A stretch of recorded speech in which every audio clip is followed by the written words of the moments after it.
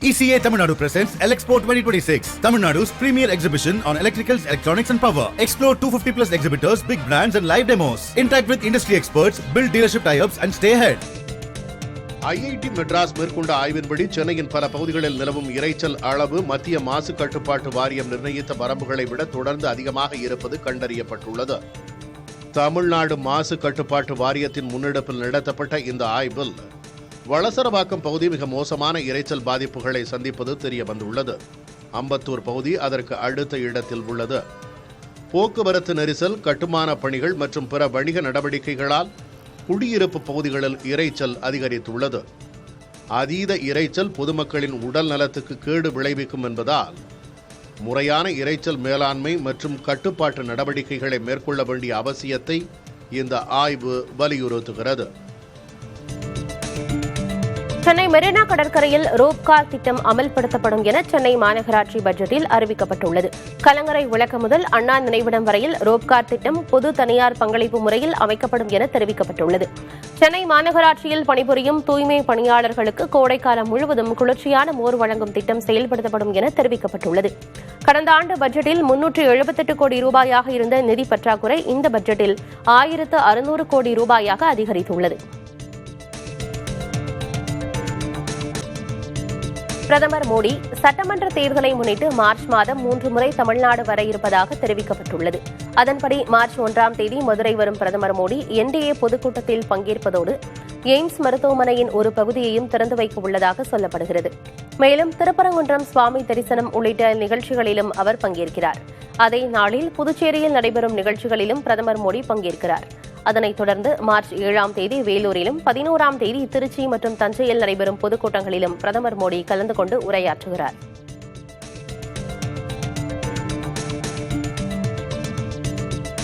மாநிலத்தில் சுயாட்சி, ஒன்றியத்தில் கூட்டாட்சி என்பது நாட்டு மக்களின் வாழ்வியலுக்கும் வளர்ச்சிக்குமான முக்கிய கோரிக்கை என முதல்வர் மு.க.ஸ்டாலின் தெரிவித்தார். மத்திய மாநில உறவு குறித்த நீதிநாயகம் குரியன் ஜோசப்பின் அறிக்கை தொடர்பாக சட்டமன்றத்தில் அவர் உரையாற்றினார். மாநில அரசின் பட்டியலில் உள்ள முக்கிய அதிகாரங்களை கூட ஒத்திசைவு பட்டியலுக்கு மடைமாற்றம் செய்யும் பணிகளையே மத்திய அரசு விரைவாக மேற்கொண்டு வருவதாக தெரிவித்துள்ளார். மாநில அடிப்படை உரிமைகளை கூட போராடி பெற வேண்டிய இக்கட்டான நிலையில் இருப்பதாக முதல்வர் ஸ்டாலின் தெரிவித்தார். பொருளாதாரத்தில் முன்னேறியுள்ள மாநிலங்களுக்கு அதன் பங்களிப்பிற்கு ஈடாக அல்லாமல் குறைந்த நிதியே பகிரப்படுவதாகவும் முதல்வர் ஸ்டாலின் குறிப்பிட்டார்.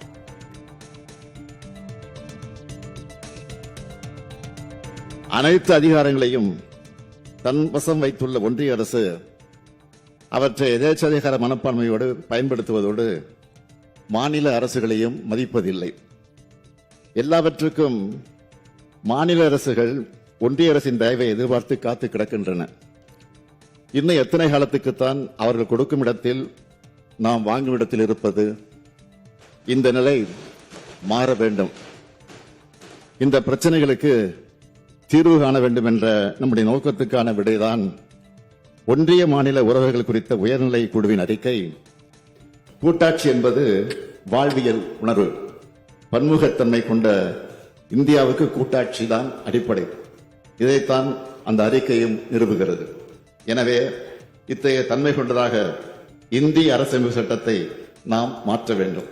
இந்தியாவில் உள்ள அனைத்து அரசியல் இயக்கங்களுக்கும் இந்த அறிக்கை அனுப்பி வைக்கப்படும் என்பதை தெரிவித்துக் கொள்கிறேன். திமுக ஆட்சியால் தான் தமிழகத்தின் பொருளாதார வளர்ச்சி 11.19% உயர்ந்துள்ளதாக அரசு கூறுவது வேடிக்கையானது. இந்த வளர்ச்சி முந்தைய அதிமுக ஆட்சியின் தொடர்ச்சியை தவிர தற்போதைய அரசின் தனிப்பட்ட சாதனை அல்ல என எதிர்க்கட்சித் தலைவர் எடப்பாடி கே. பழனிசாமி தெரிவித்தார். பேரவையில் பட்ஜெட் மீதான விவாதத்தில் பேசிய அவர், விவசாயம் உள்ளிட்ட முதன்மை துறைகளின் வளர்ச்சி -1.83% வீழ்ச்சியடைந்துள்ளது. 65% மக்கள் சார்ந்திருக்கும் வேளாண் துறையை புறக்கணித்துவிட்டு ஒட்டுமொத்த வளர்ச்சியை மட்டும் பேசுவது மக்களை ஏமாற்றும் செயல் என சாடினார். இதற்கு பதிலளித்த நிதியமைச்சர் தங்கம் தென்னரசு, உற்பத்தி மற்றும் சேவை துறைகளின் சிறப்பான பங்களிப்பாலேயே இந்த அபார வளர்ச்சி சாத்தியமானது என்று தெரிவித்தார். மத்திய அரசின் நிதி நெருக்கடியை மீறி இந்த வளர்ச்சி எட்டப்பட்டுள்ளது என விளக்கமளித்தார். 2026 தேர்தல் கூட்டணி குறித்து வரும் 23ஆம் தேதி திங்கட்கிழமை முதல் பேச்சுவார்த்தையை தொடங்க திமுக திட்டமிட்டுள்ளது. அதன்படி வரும் 22ஆம் தேதி தேர்தல் பேச்சுவார்த்தைக்கான குழுவை அறிவிக்கும் திமுக தங்களது தொடர் மரபுப்படி முதலில் இந்திய யூனியன் முஸ்லீம் லீக் கட்சியை அழைத்து பேச இருக்கிறது. அக்கட்சியின் தேசிய தலைவர் KM காதர் மைதீன் உள்ளிட்ட 5 குழு திமுக தேர்தல் குழுவுடன் பேச இருப்பதாக சொல்லப்படுகிறது. 2021 சிதம்பரம், கடையநல்லூர், வாணியம்பாடி என 3 தொகுதிகளில் போட்டியிட்ட முஸ்லீம் லீக் அனைத்திலும் வெற்றி வாய்ப்பை இழந்தது. இந்நிலையில் தற்போது 5 தொகுதிகளில் போட்டியிட முஸ்லீம் லீக் விரும்புவதாக தெரிகிறது. முஸ்லீம் லீக்கை தொடர்ந்து மற்ற கூட்டணி கட்சிகளுடன் திமுக பேச்சுவார்த்தை நடத்தும் என தகவல் வெளியாகியுள்ளது.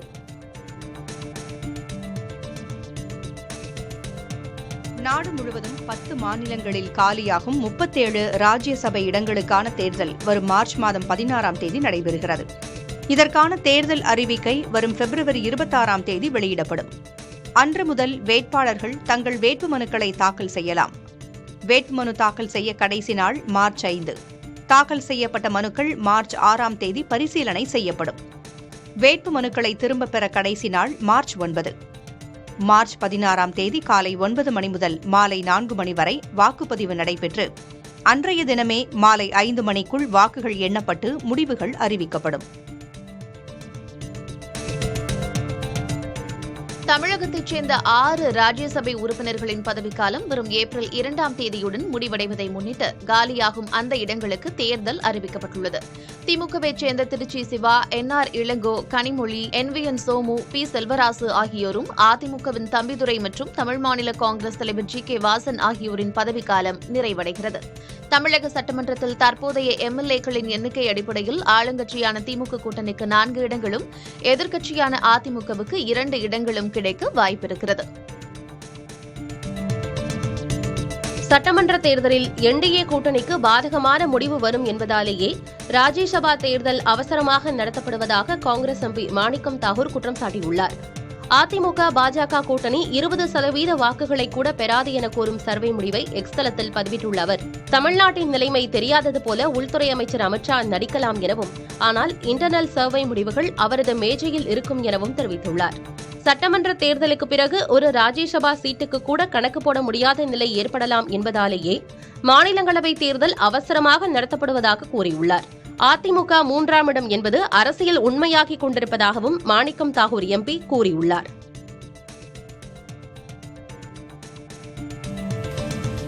இந்தியா கூட்டணியின் தலைமை பொறுப்பை தமிழ்நாடு முதல்வர் ஸ்டாலின் அல்லது மேற்கு வங்க முதல்வர் மம்தா பானர்ஜி ஏற்க வேண்டும் என்று உத்தவ் தாக்கரே சிவசேனா வலியுறுத்தியுள்ளது.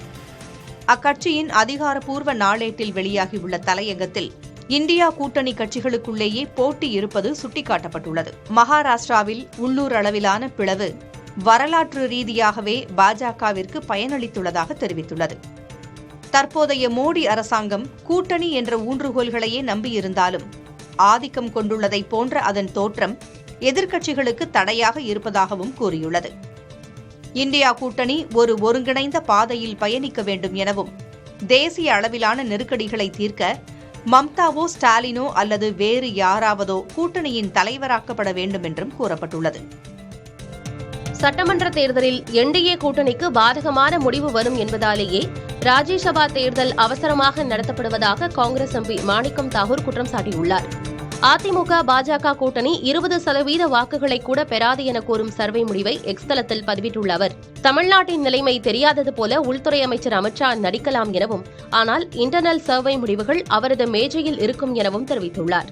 சட்டமன்ற தேர்தலுக்கு பிறகு ஒரு ராஜ்யசபா சீட்டுக்கு கூட கணக்கு போட முடியாத நிலை ஏற்படலாம் என்பதாலேயே மாநிலங்களவை தேர்தல் அவசரமாக நடத்தப்படுவதாக கூறியுள்ளார். அதிமுக 3ஆம் இடம் என்பது அரசியல் உண்மையாகிக் கொண்டிருப்பதாகவும் மாணிக்கம் தாகூர் MP கூறியுள்ளார். மேற்குவங்கம், தமிழகம், புதுவையை தொடர்ந்து அசாமில் காங்கிரஸ் கட்சிக்கு பின்னடைவு ஏற்பட்டுள்ளது. அம்மாநில காங்கிரஸ் மாநில முன்னாள் தலைவர் பூபேன்குமார் போரா அக்கட்சியிலிருந்து விலகி பாஜகவில் இணைய இருப்பது பெரும் சவாலாக அமைந்துள்ளது. கடந்த 16ஆம் தேதி காங்கிரசிலிருந்து விலகுவதாக கூறி கட்சி பதவிகளை ராஜினாமா செய்தார். அவருடன் காங்கிரஸ் மூத்த தலைவர் ராகுல்காந்தி உள்ளிட்ட மேலிட தலைவர்கள் பேச்சுவார்த்தை நடத்தியும் பலன் அளிக்கவில்லை என்று தெரிகிறது. இந்நிலையில் வரும் 22ஆம் தேதி பூபேன் போரா அதிகாரப்பூர்வமாக பாஜகவில் இணைய உள்ளதாக அவரது இல்லத்திற்கு சென்று ஆலோசனை நடத்திய அசாம் முதலமைச்சர் ஹிமந்த பிஸ்வ சர்மா தெரிவித்துள்ளார். மேற்கு வங்கத்தில் தனித்து போட்டி, தமிழகம், புதுவையில் கூட்டணி பங்கீட்டில் குழப்பம், அசாமில் 32 காலமாக காங்கிரஸ் கட்சியில் பயணித்த போரா தேர்தல் தருணத்தில் கட்சி தாவியது என்று காங்கிரஸ் அடுத்தடுத்து சவால்களை சந்தித்து வருகிறது. அசாம் காங்கிரசின் முகமாக திகழ்ந்த பூபேன் குமார் போரா 1990களின் தொடக்கத்திலிருந்து அக்கட்சியில் தீவிரமாக பணியாற்றி வந்தவர். 32 ஆண்டு காலம் காங்கிரஸில் பயணித்த அவர் கடந்த 2013ஆம் ஆண்டு அகில இந்திய காங்கிரஸ் கமிட்டியின் செயலர் பதவி வகித்தவர். கடந்த 2021 முதல் 2025ஆம் ஆண்டு வரை அசாம் மாநில காங்கிரஸ் தலைவராக இருந்தார். பின்னர் பதவியிலிருந்து அவர் நீக்கப்பட்டு கௌரவ் கோகாய் நியமிக்கப்பட்டார். அசாம் காங்கிரஸில் எஞ்சியிருந்த மிகச்சில செல்வாக்குமிக்க இந்து தலைவர்களில் முக்கியமானவராக இருந்தார் பூபேன் போரா. லக்கிம்பூர் உள்ளிட்ட மேல் அசாம் பகுதிகளில் இவருக்கு வலுவான மக்கள் செல்வாக்கு உள்ளது. 2026 சட்டமன்ற தேர்தலுக்கு முன்னதாக அவர் விலகியது காங்கிரசுக்கு பேரிடியாக கருதப்படுகிறது. போராவுடன் காங்கிரசின் முக்கிய நிர்வாகிகள் பலரும் பாஜகவில் இணைய உள்ளது அஸ்ஸாமில் காங்கிரசின் வாக்கு வங்கியை சிதைக்கக்கூடும் என்று அரசியல் நோக்கர்கள் கருதுகின்றனர். தனிப்பட்ட பின்னடைவுகளை தாங்கிக் கொள்ளலாம், ஆனால் சுயமரியாதையையும் கண்ணியத்தையும் அடகு வைக்க முடியாது என்று குறிப்பிட்டு காங்கிரஸில் இருந்து விலகியுள்ளார் அசாம் மாநில காங்கிரஸ் முன்னாள் தலைவர் போரா. அசாமில் தேர்தல் கூட்டணி அமைப்பதில் சிக்கல், தன்னை ஓரங்கட்டும் வகையில் மூத்த தலைவர்களின் செயல்பாடுகள், மாவட்ட மற்றும் வட்ட தலைவர்கள் என அடித்தள நிர்வாகிகளை காங்கிரஸ் மேலிடம் மாற்றிய விவகாரம் என தொடர்ந்து போரா அதிருப்தியில் இருந்ததாக கூறப்படுகிறது. அவரை அரவணைத்து பேசி முதல்வர் ஹிமந்த பிஸ்வா சர்மா பாஜகவிற்குள் கொண்டு வந்ததாக கூறப்படுகிறது. அஸ்ஸாம் காங்கிரஸில் அங்கீகாரம் பெற்ற கடைசி இந்து தலைவராக இருந்த போராவையும் பாஜக தன் பக்கம் இழுத்த நிலையில் இந்துக்களுக்கு எதிரான கட்சி என்ற புதிய கருத்தாக்கத்தை காங்கிரஸ் மீது உருவாக்கும் பாஜகவின் முயற்சியாகவும் அரசியல் விமர்சகர்கள் கருதுகின்றனர். தேர்தல் நெருங்கும் நேரத்தில் அஸ்ஸாமில் பிரியங்கா பரப்புரை தொடங்க இருந்த நிலையில் போராவின் விலகல் காங்கிரசிற்கு சிக்கலை ஏற்படுத்தியுள்ளது. கூகுள் நிறுவனத்தின் தலைமைச் செயல் அதிகாரி சுந்தர் பிச்சை பிரதமர் நரேந்திர மோடியை சந்தித்து பேசினார். டெல்லியில் நடைபெற்று வரும் தெற்குலக நாடுகளின் AI மாநாட்டில் பங்கேற்க வந்துள்ள கூகுள் நிறுவன தலைமைச் செயல் அதிகாரி சுந்தர் பிச்சை பிரதமரை சந்தித்து பேசினார். இம்மாநாடு மூலம் இந்தியாவில் AI துறையில் $200 பில்லியன் முதலீடு வரும் என மத்திய அமைச்சர் அஸ்வினி வைஷ்ணவ் தெரிவித்துள்ளார். இதற்கிடையே மாநாடு 20ஆம் தேதிக்கு பதிலாக 21ஆம் தேதி நிறைவடையும் என தெரிவிக்கப்பட்டுள்ளது. இந்தியாவின் AI வளர்ச்சி வியக்கத்தக்க வகையில் இருப்பதாக கூகுள் CEO சுந்தர் பிச்சை பாராட்டியுள்ளார். டெல்லி AI மாநாட்டில் பேசிய அவர், இந்தியா அமெரிக்கா இடையே அதிவேக இணைய இணைப்பை வழங்கும் இந்தியா அமெரிக்கா கனெக்ட் என்ற கடல்வழி கேபிள் திட்டத்தை அறிவித்தார். அரசு ஊழியர்களுக்கு AI பயிற்சி, 10,000 பள்ளிகளில் AI கருவிகள் மற்றும் மாணவர்கள் வேலைவாய்ப்பு பெற ஹிந்தி ஆங்கிலத்தில் AI சான்றிதழ் படிப்புகள் போன்ற திட்டங்களையும் அவர் வெளியிட்டார். ஏற்கனவே அறிவிக்கப்பட்ட 1.3 லட்சம் கோடி ரூபாய் முதலீடு மற்றும் இந்த புதிய முயற்சிகள் இந்தியாவை AI துறையில் உலகளவில் முன்னிலைப்படுத்தும் என அவர் நம்பிக்கை தெரிவித்தார். டெல்லி AI மாநாட்டில் சீன பொருட்கள் காட்சிப்படுத்தப்பட்டது இந்தியாவின் நற்பெயருக்கு இழுக்கு என மக்களவை எதிர்க்கட்சித் தலைவர் ராகுல் காந்தி சாடியுள்ளார். இதன் மூலம் மோடி அரசை பார்த்து உலக நாடுகள் நகைக்கும் நிலை ஏற்பட்டுள்ளது எனவும் அவர் கூறியுள்ளார். இம்மாநாட்டில் சீன ரோபோட்டுகளை பாராட்டி நமது அமைச்சர் அஸ்வினி வைஷ்ணவ் பேசியது வெட்கக்கேடானது என்றும் ராகுல் சாடியுள்ளார்.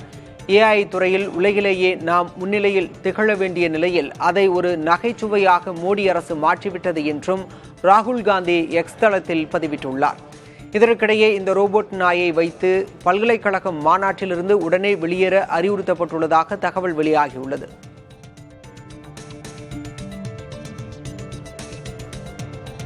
டெல்லி AI மாநாட்டில் சீன நிறுவனம் தயாரித்த ரோபோ நாயை தங்கள் பல்கலைக்கழக கண்டுபிடிப்பு என முன்னிறுத்திய நொய்டாவைச் சேர்ந்த கல்கோடியாஸ் பல்கலைக்கழகம் பகிரங்க மன்னிப்பு கோரியுள்ளது. கேமரா முன்னால் நின்ற உற்சாகத்தில் தங்கள் பிரதிநிதி தவறான தகவலை கூறிவிட்டதாக பல்கலைக்கழகம் விளக்கமளித்துள்ளது. இச்சம்பவம் நாட்டின் நற்பெயருக்கு இழுக்கு என ராகுல் காந்தி கடுமையாக சாடியுள்ளார். சீன தயாரிப்பை மத்திய அமைச்சர் பாராட்டியது வெட்கக்கேடானது என அவர் விமர்சித்த நிலையில் சர்ச்சைக்குரிய பல்கலைக்கழகம் மாநாட்டிலிருந்து வெளியேற்றப்பட்டது.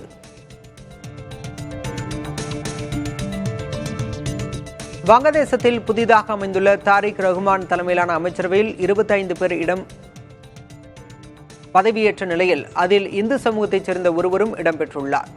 வங்கதேச தேசிய கட்சியைச் சேர்ந்த நிதாய் ராய் சௌத்ரி மகுரா 2 தொகுதியில் மிகப்பெரிய வாக்கு வித்தியாசத்தில் வென்றார். வங்கதேசத்தில் சிறுபான்மையினர் உரிமைகள் நசுக்கப்படுவதாக குற்றச்சாட்டுகள் உள்ள நிலையில் இந்து சமூகத்தவருக்கு அமைச்சர் பதவி கொடுக்கப்பட்டுள்ளது. வங்கதேசத்தில் கடந்த முறை 17 இந்து எம்பிக்கள் இருந்த நிலையில் இந்த முறை அது 2ஆக குறைந்துள்ளது. மகாராஷ்டிராவில் அரசு வேலைவாய்ப்புகள் மற்றும் கல்வியில் இஸ்லாமியர்களுக்கு அளிக்கப்பட்டிருந்த 5% இடஒதுக்கீடு ரத்து செய்யப்பட்டுள்ளது.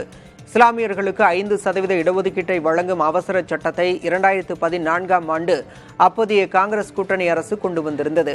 இந்த அவசர சட்டத்திற்கு மும்பை உயர்நீதிமன்றம் இடைக்கால தடை விதித்தது. மேலும் அவசர சட்டம் சட்டமன்றம் மூலம் முறையான சட்டமாக மாற்றப்படாததால் அது தாமாகவே காலாவதியாகிவிட்டது. இதனால் செயல்பாடின்றி இருந்து வந்த இடஒதுக்கீடு தற்போது முறைப்படி ரத்து செய்யப்படுவதாக மகாராஷ்டிரா அரசு அறிவித்துள்ளது. அவசர சட்டம் அடிப்படையில் எடுக்கப்பட்ட அனைத்து முடிவுகளும் செல்லாது என்றும் அறிவிக்கப்பட்டுள்ளது.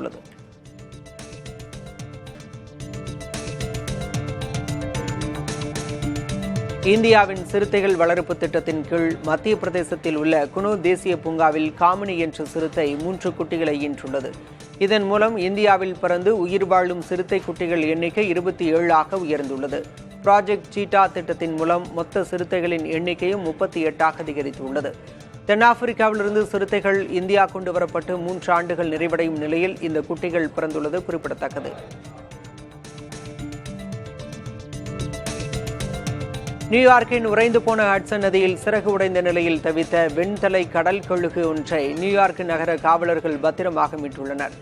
1 டிகிரி செல்சியஸ் கடும் குளிரிலும் நகர முடியாமல் தவித்த அந்த பறவையை வலை மற்றும் தார்பாய் உதவியுடன் மீட்ட அதிகாரிகள் சிகிச்சைக்காக நியூ ஜெர்சி விலங்குகள் காப்பகத்திற்கு அனுப்பி வைத்தனர். இந்த நெகிழ்ச்சியான மீட்பு காட்சி தற்போது சமூக வலைதளத்தில் வைரலாகி வருகிறது.